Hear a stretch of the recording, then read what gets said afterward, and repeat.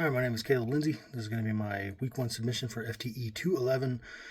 Today is August 2nd.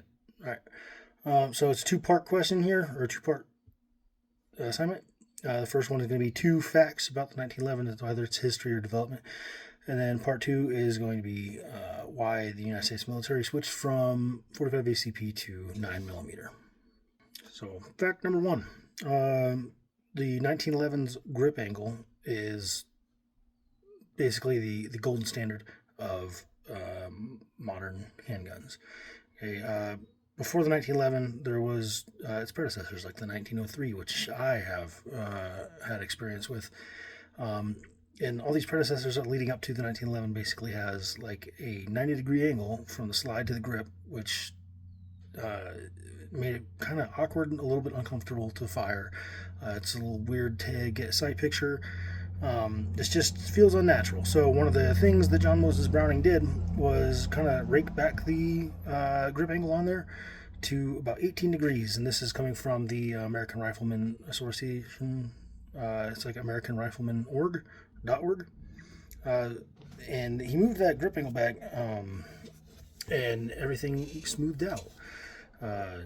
It's almost like when you're making like a kind of a gun with your hand. Okay, almost that natural angle in your hand is like about 18 degrees, and most companies or manufacturers of firearms or pistols have actually kind of adopted that. Fact number 2. Okay, so this is actually something that happened that basically propelled the 1911 into, I guess, immortality. Really. Okay, so this was back in 1918. And it involved, at the time, Corporal Alvin York. Okay, so Corporal Alvin York and his men came up on an enemy element and got into a firefight.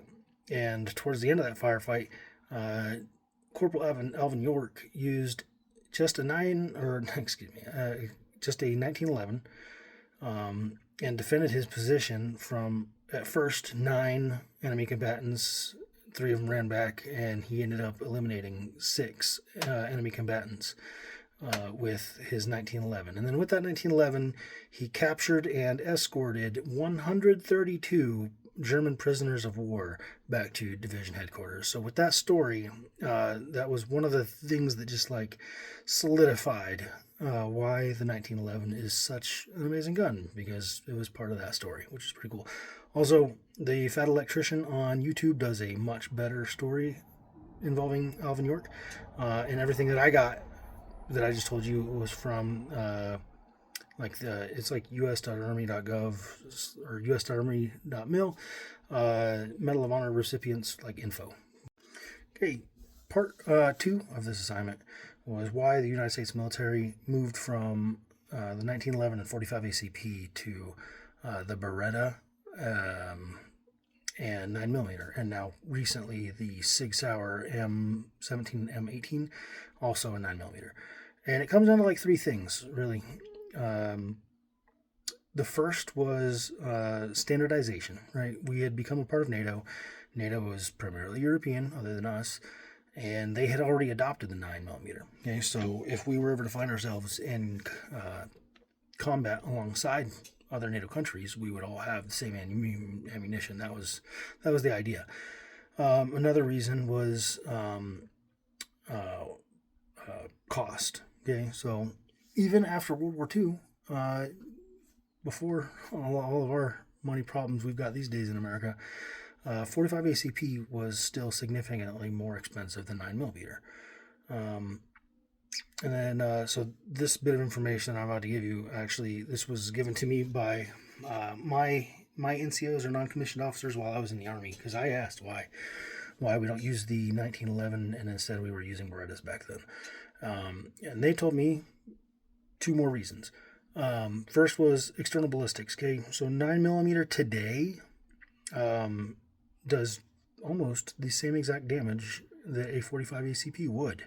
Okay, especially with modern propellants and like hollow point and stuff like that. It's almost the same. Basically, you've got a 9mm, which is a smaller projectile, moving at a faster rate of speed, hitting its target, causing big damage. Or to caveat that, you've got your 1911 shooting 45 ACP, which is a much larger projectile, moving much slower, but they're doing about the same damage. And then the last reason that I got was capacity, which is what I initially thought in the first place. So capacity with the 1911, especially like the government models, you're going to get 7 rounds. Okay.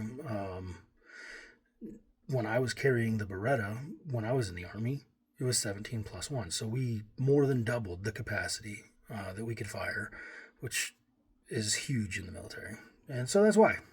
All right. So that concludes my week 1 assignment. Thanks for watching.